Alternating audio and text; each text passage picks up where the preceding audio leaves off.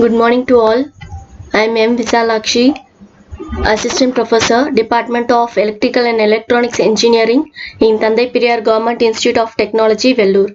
Welcome to e-learning class, and today's topic is about fault and different types of fault, symmetrical faults. So first of all, fault means any failure which interferes with the normal system operation or flow of current. Also, mainly it occurs in power system due to insulation failure, lightning strokes on high voltage transmission line, producing high transient which exceeds the rated voltage, and this high voltage usually causes the flashover between phase and or current. Also, different types of fault is also there. One is short circuit and open circuit, or series fault and shunt fault. Here in shunt type, it involves the short circuit between conductor and ground, or short circuit between two or more conductors. Okay, there are many types for shunt fault, symmetrical and unsymmetrical fault, and it is further classified as line to ground, line to line fault, double line to ground fault, three phase fault. And first, shunt fault, as I told already, is between conductor and ground or short circuit between two or more conductors. Mainly it is characterized by the increase in current and fall in voltage and frequency. Coming to series fault, this may occur with one or two conductors, which creates open circuit. Also, it is controlled by fuse breakers which do not open in all three phases. Means one or two phases of the circuit may open or other may be closed. And this series fault may be characterized by increase in voltage and frequency, but falls in current. Okay. Also, the series fault may be classified as one open conductor and the other one is two open conductor fault. Here we are going to see the symmetrical fault, basics of symmetrical fault, which gives the rise to equal fault current in the line with 120-degree displacement. When all the three conductors of three phase are brought together into short circuit current, this type will give rise to symmetrical current, means equal current with 120-degree displacement. So because of balanced nature of the fault, and it is considered in calculations. Okay, so here mainly it is due to the equal fault current in the lines with 120-degree displacement. Mainly, what is the need of fault analysis? Mainly to determine the magnitude of fault current through the power system after the fault occurs. Also to select the ratings of fuse, breakers, switchgear, and to check the MVA ratings of the existing circuit breakers when new generators are added into the systems. Also, how to find the fault calculations means when the heavy current flows in a part of circuit which may cause permanent damages to the equipments. So it should be isolated from healthy part immediately on the occurrence of the fault. So this, as told already, so by providing the protective relays and circuit breakers. So protective relay which sends the fault conditions and send signals to the circuit breakers to open the circuit under fault condition. So this is the fault calculations or the current which flow in different part of a systems immediately after the occurrence of fault, which differs from the current flowing after a few seconds or few cycles. And next we are going to see the short circuit current or short circuit capacity, which is calculated using a kVA.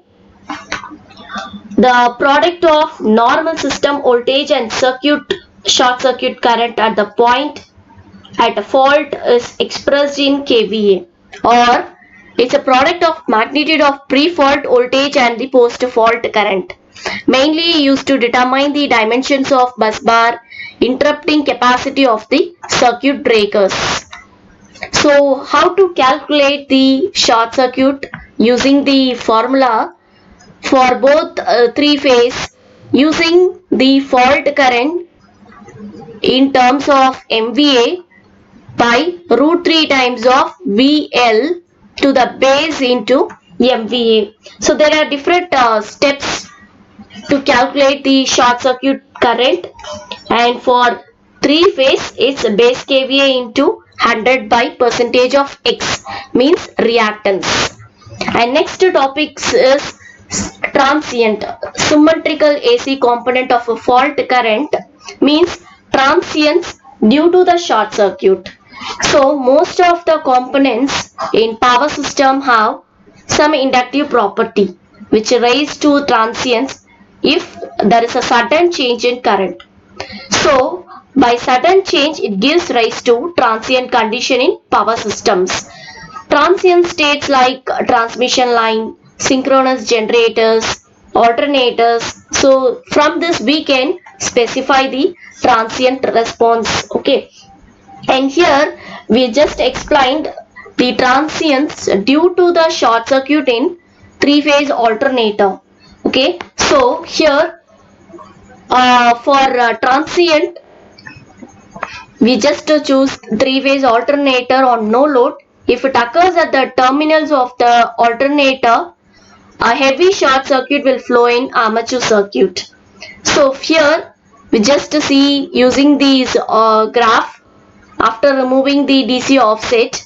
Okay, so here, so at the time of this machine, the voltage of three phase will differ with the different phases, and this AC component of short circuit current is called symmetrical short circuit, which is represented in terms of waveform.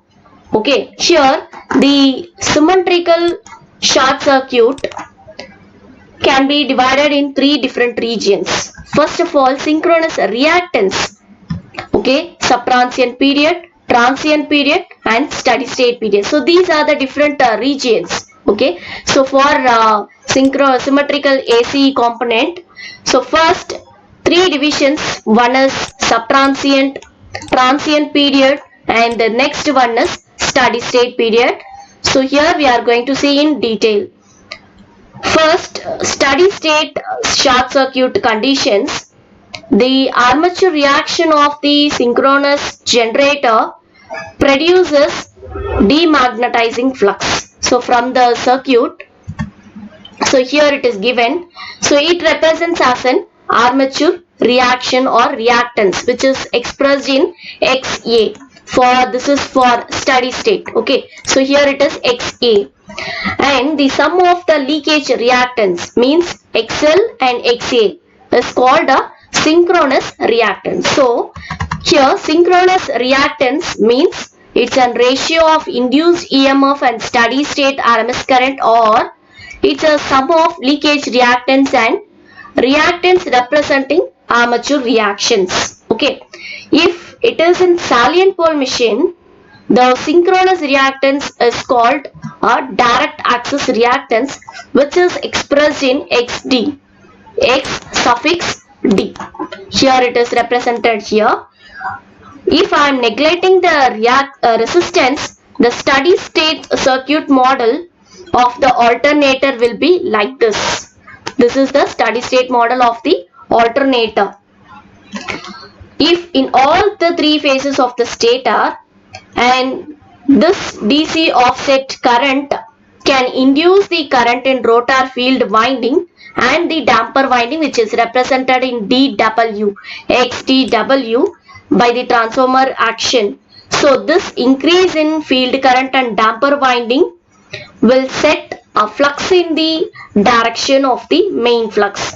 So this can be expressed by the two reactants which is parallel with XA, means XF and XDW. Okay, so I can write this, the combined effect of all the three reactants to reduce the total reactance is called subtransient state.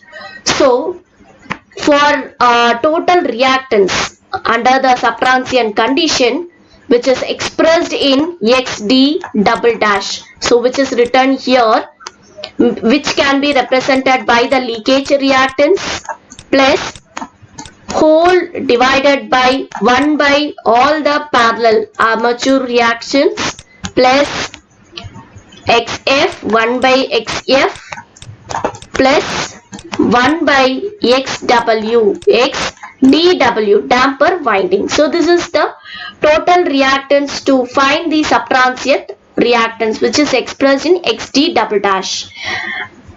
If for after a few cycles,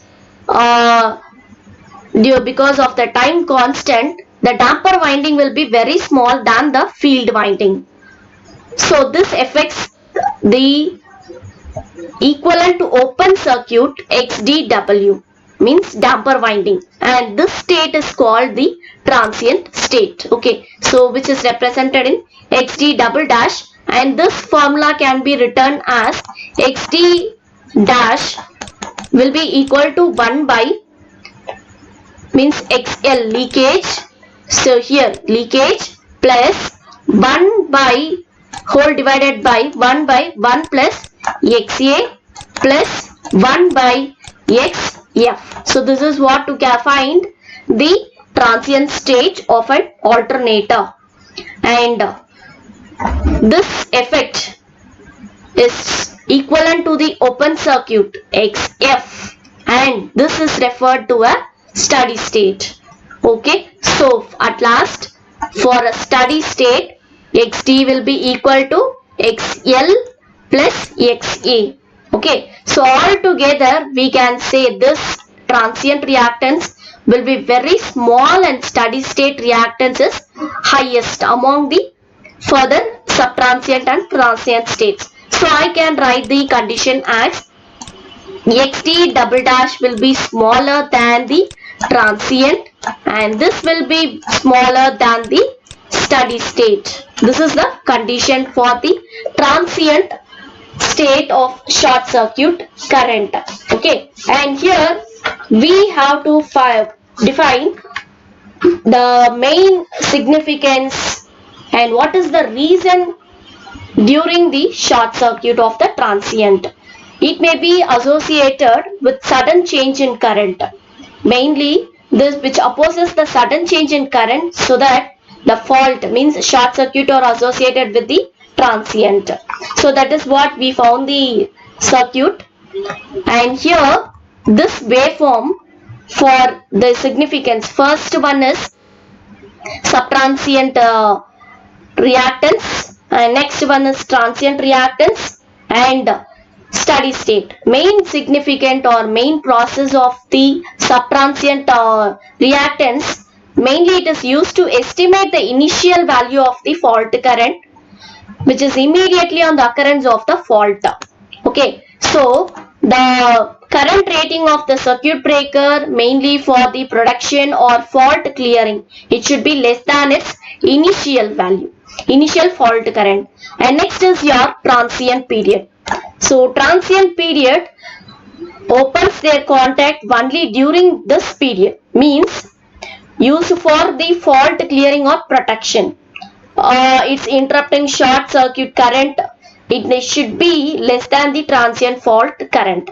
And at last the steady state. Okay, so here steady state means current which reaches its steady or normal value. So these are the different regions in transients. Okay, and here how to determine the synchronous, transient, subtransient from the oscillogram of the short circuit current, means first is subtransient. Okay, so here it is enveloped using the graph I double dash. So I double dash is my subtransient here from OC. Okay, divided by root 2. And similarly for transient OB by root 2, and for steady state it is OA by root 2. For how to find the subtransient means, as I told already, it is a ratio of induced EMF and the steady state RMS current. Okay, and similarly for transient, same.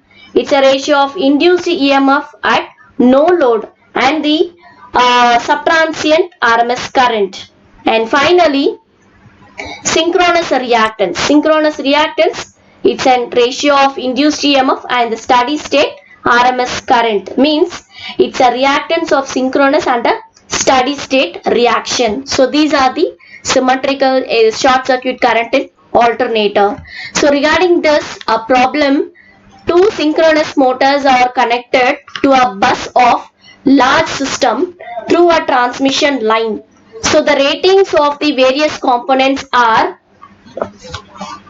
motor of each. So here two different motors, each has 1 MVA, 440 voltage, 1 per unit transient reactance, line 0.05 ohm reactance, and large system is short circuit MVA at its bus as 440 voltage is 8. When the motor operated at 400 voltage, calculate the short circuit current, means symmetrical, which fed into 3-phase motor into motor bus. Okay, so here it is a large system, here is a transmission line, this is my motor bus, two different motors. Okay, so relating to this, first we have to find the large system. It can be considered as a constant voltage.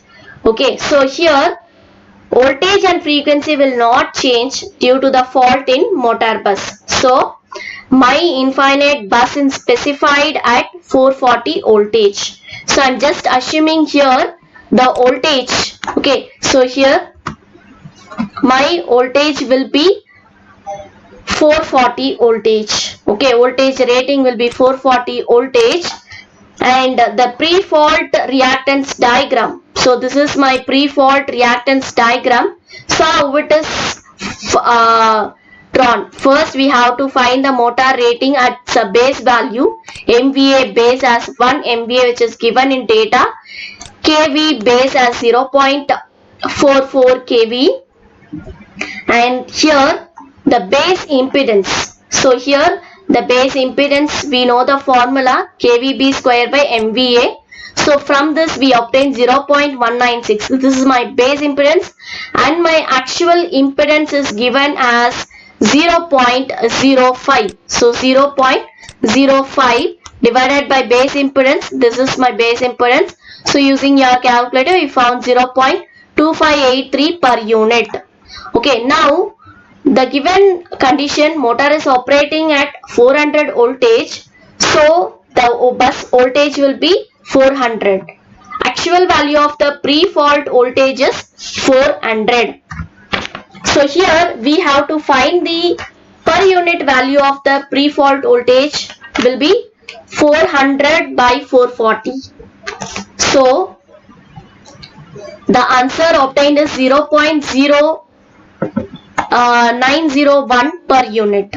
So per unit value will be of voltage of infinite buses 440 by 440 for large system. Okay, for large system it's 1 per unit. So using this I just drawn the circuit using the Thevenin impedance by reducing the network. Okay, here which is reduced to the single equivalent impedance. Okay, so regarding the Thevenin's theorem and how to derive the conditions equivalent circuit will be in next video lecture. And here this is the formula obtained as impedance, Thevenin's impedance. 1 by whole divided by 1 by, which is all are in parallel. So 1 by j 0.2583 by plus 1 by j 0.1 plus 1 by j 0.1. So we obtained j 0.0419 per unit. And this pre-fault Thevenin equivalent circuit of the system is represented as here. This is my impedance, okay, and it is open, and here this circuit represents the fault which is represented by the short circuit. So both the value is right, but the fault which is represented as IF will be this diagram. Okay, so here per unit value of the fault current will be VTH by ZTH. We know all the data as what is VTH, what is ZTH. From this we obtained the value as both in terms of polar form as well as in a rectangle and polar form. Okay, so using your scientific calculator we can change it in rectangle to polar form. Okay, and here to find the base current we know kVAB by root 3 times of kVB. So 1 into 1000 divided by root 3 into kVB 0.44. So we just obtained 13,312.06 amps, or in terms of kiloamps 1.3122 amps. So we need to find the actual value of the fault current, means so we have to multiply the per unit value of the fault current into base current, means we know how to find the per unit, right? So actual by base. So we need to find what is actual. Okay, so per unit value is obtained in before and base current is obtained here. Okay, so in before slide it is found. So 21.6969 angle minus 90 into the base current in terms of kiloamps. So I just multiplied and changed it into polar form, 28.4707 angle 90 degree kiloamps. So this is my fault current, actual fault current of 28.4707 angle minus 90 degree. Thank you.